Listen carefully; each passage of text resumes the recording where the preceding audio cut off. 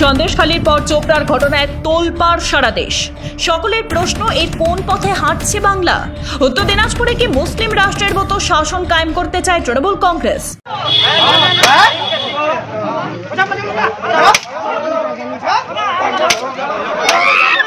স্থানীয় বিধায়কের এক প্রতিক্রিয়া সামনে এনে এই প্রশ্নই তুলছেন খোদ বিজেপির সাংসদ সুকান্ত মজুমদার। মুসলিম রাষ্ট্রের সামাজিক আচার বিচার হয়ে থাকে, কিন্তু বিচারটা যেইভাবে হওয়ার কথা ছিল তা না হয়ে বিচারটা বেশি হয়ে গেছে। এটা নিয়ে আমরাও ওখানকার গ্রামবাসীকে বকাবকি করছি, বা আইনি যা ব্যবস্থা হয় সেটা করবে। टीएमसी के लोगों ने ही पिटा है वहाँ पे, और वहाँ पे जो विधायक है हामिदुर रहमान, उन्होंने उनके जो नजदीकी के लोग हैं उन लोगों ने ये घटना को अंजाम दिया। और सबसे खतरनाक चीज है, बंगाली में जो शायद अब भारत के बाकी हिस्सों के लोगों को समझ में नहीं आ रहा है, उसको ट्रांसलेट करके देना चाहिए।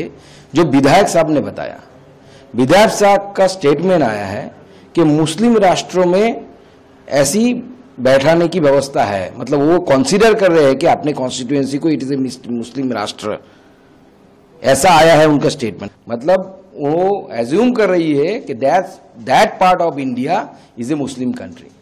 খোদ তৃণমূল বিধায়কই বলছেন মুসলিম রাষ্ট্রে এমনটাই হয়। তার কথায় প্রশ্ন তুলেছেন জেপি নাড্ডাও। তার মতে সন্দেশখালীতে যেমন শেখ শাহজাহানকে তৈরি করেছেন মমতা বন্দ্যোপাধ্যায়, তেমনি চোপড়ায় তৈরি হয়েছে জেসিবি বা তাজমুল হক। রাজ্যের দিকে দিকেই এই তাজমুল রাজ চলছে। বিজেপি যখন রাজ্যের প্রকৃত ছবি তুলে ধরছে, তখন রাজ্যের মন্ত্রী আবার তার ঢাকা দেওয়ারও চেষ্টা করছেন। जेपी नड्डा जी खुद का जो है ना, और सारे राज्य उनके ऊपर नजर रखे तो अच्छा है। बंगाल महिलाओं के लिए सबसे सेफ है।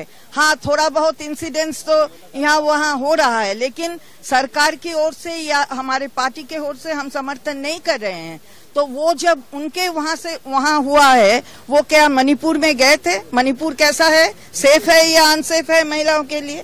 तो ये भी बताए जेपी नड्डा जी, हम लोग को सिखाना नहीं है, महिलाएं हमारे साथ है, और इसका इस चुनाव में ये प्रमाण दे चुके हैं महिलाएं। শুনলেন ঘটনার তীব্র নিন্দার বদলে কিভাবে প্রশ্ন ঘুরিয়ে দিতে চাইছেন রাজ্যের মন্ত্রী। শাসকের এই মানসিকতার জন্যই কি বাংলায় এই অবস্থা হয়ে দাঁড়াচ্ছে? তালিবানি শাসনের ঘটনা ঘটছে কি দিকে দিকে?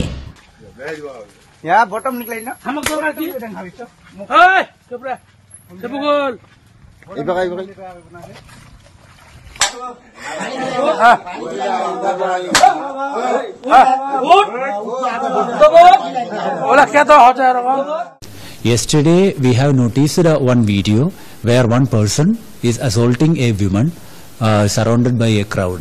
Later on inquiry, immediately police has started a SOMOTO case, and we identified the people who involved, especially that person who was beating that woman. We identified him and we immediately arrested him. We have started the case as per the provisions of IPC.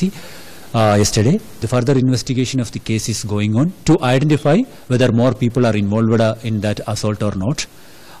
Police will be taking strict action against whoever involved in those incident. জানা যাচ্ছে এলাকায় JCB নামে পরিচিত এই তাজমুল চোপড়ার লক্ষ্মীপুর গ্রাম পঞ্চায়েতের তৃণমূলের core কমিটির চেয়ারম্যান।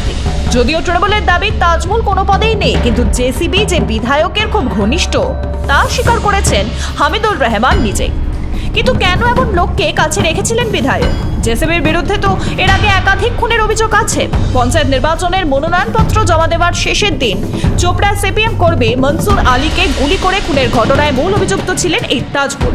তারপরেও প্রকাশ্যে কি করে বাহুবলী হয়ে ওঠে জেসিবিরা? বিরোধীদের অভিযোগ, এরাই যে তৃণমূলের সম্পদ। জেসিবি বা শাহজাহানরা না থাকলে রাজ্যে ক্ষমতায় থাকতে পারবে না তৃণমূল কংগ্রেস। তা বুঝতে পেরেই রাজ্যবাসীর কথা চিন্তা না করে জেসিবিদের পুষছে শাসক দল, আর তার ফল ভোগ করছে বাংলার মানুষ।